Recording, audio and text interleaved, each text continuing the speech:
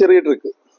ഒരു arithmetic സീക്വൻസിന്റെ nth term എമ്മും mth term എന്നുമായാൽ അതിൻ്റെ ഡി എന്ന് പറയുന്നത് എപ്പോഴും -1 ആയിരിക്കും. എക്സാമ്പിൾ പറയുകയാണെങ്കിൽ എട്ടാമത്തെ ടേം x8 എന്ന് പറയുന്നത് 12ഉം 12ാമത്തെ ടേം 8ഉം ആണെങ്കിൽ ഇതാണ് nth ടേം എമ്മും mth ടേം എന്നും എന്ന് പറയുന്നത്. തിരിച്ചു മറിച്ചും വരും.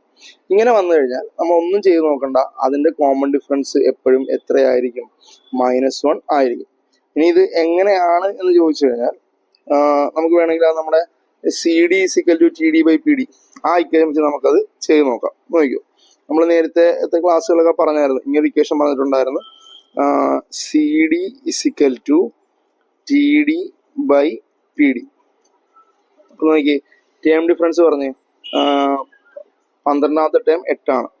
8 - 12 ഡിവൈഡ് ബൈ ക്വസ്റ്റ്യൻ ഡിഫറൻസ് പറഞ്ഞേ 12 - 8.